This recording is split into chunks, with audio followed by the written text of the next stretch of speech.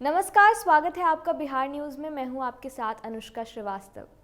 Israel में Pegasus spyware के दुरुपयोग के आरोपों की जांच के लिए मंत्रियों के समूह का गठन किया गया है। आपको बता दें, पेगासस जासूसी सॉफ्टवेयर के कई देशों में गलत इस्तेमाल की रिपोर्ट आने के बाद ये फैसला लिया गया है। अंग्रेजी अखबार टाइम्स ऑफ इंडिया ने सूत्रों के हवाले से ये खबर दी है। Israeli company NSO group Pegasus spyware अलग अलग देशों की सरकारों को बेचती है। कंपनी के क्लाइंट्स की जिन लोगों में दिलचस्पी थी, उनसे जुड़े 50,000 नंबरों का एक डेटाबेस लीक हुआ और इसमें 300 से ज़्यादा नंबर भारतीय लोगों के हैं।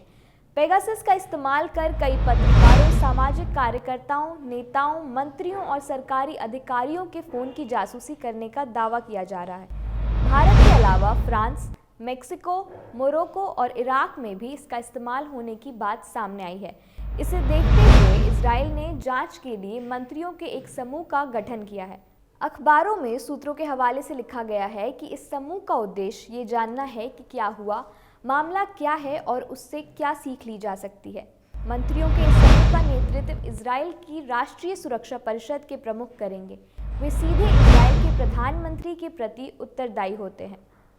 इस फैसले को लेकर एनएसओ के प्रवक्ता ने कहा कि वे इजराइल की सरकार द्वारा लिए किसी भी फैसले का स्वागत करते हैं और उन्हें आश्वासन है कि कंपनी की गतिविधियों में कोई गड़बड़ी नहीं हुई है। तो वहीं भारत में रविवार को पेगासस प्रोजेक्ट की पहली कड़ी प्रकाशित होने के बाद सोमवार से शुरू हुए संसद के मॉनसून सत्र में विपक्ष ने जमकर हंगामा किया। इस मामले पर आईटी मंत्री अश्विनी वैष्णव ने रिपोर्ट के जारी होने के समय को लेकर सवाल खड़े किए।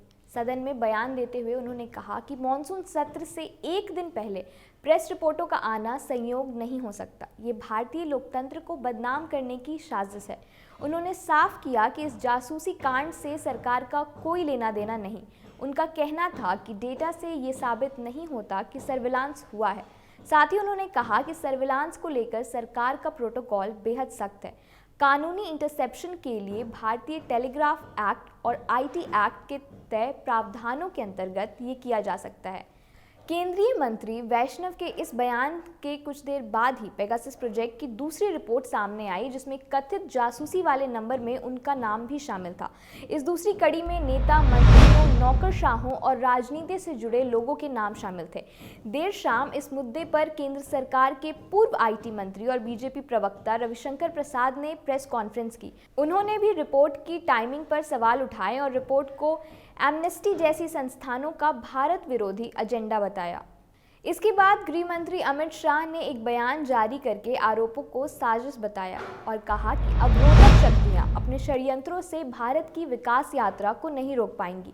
कांग्रेस नेता राहुल गांधी के 2 मोबाइल नंबर भी उन भारतीय नंबरों में शामिल हैं जिसे पेगासस से कथित जासूसी करने या संभावित निशाना बनाने का दावा किया जा रहा है। हालांकि राहुल गांधी के फ़ोन की फॉरेंसिक जांच नहीं हो सकी है। ऐसे में पेगासस उनके फ़ोन पर इस्तेमाल किया गया या इसकी महज कोशिश की गई या नहीं की गई, ये निश्चित तौर पर नहीं कहा जा सकता। लेकिन रिपोर्ट में दावा किया जा रहा है कि राहुल गांधी के नंबर को 2018 से 2019 के बीच लिस्ट में शामिल किया गया था। इस रिपोर्ट के आने के बाद कांग्रेस ने इस मामले पर प्रेस कॉन्फ्रेंस कर गृह मंत्री अमित शाह से इस्तीफा मांगा है। कांग्रेस नेताओं ने आरोप लगाया है कि इसके लिए गृह मंत्री अमित शाह के सिवा कोई जिम्मेदार नहीं हो सकता और साथ ही प्रधानमंत्री नरेंद्र मोदी की सहमति के बिना ये नहीं हो सकता। ये पड़ताल दावा करती है कि प्रधानमंत्री नरेंद्र मोदी ने साल 2017 के इजराइल दौरे के साथ ही एनएसओ के सिस्टम में भारतीय नंबरों की एंट्री शुरू हो गई थी। इस लिस्ट में सिर्फ राजनेताओं, नौकरशाहों और पत्रकारों के ही नाम शामिल नहीं, बल्कि सुप्रीम कोर्ट के पूर्व जस्टिस और वर्तमान में बीजेपी से राज्यसभा सांसद रंजन गोगोई के भी नाम सूची में शामिल हैं। इस खबर में इतना ही। आप देखते रहें बिहार न्यूज़। नमस्कार।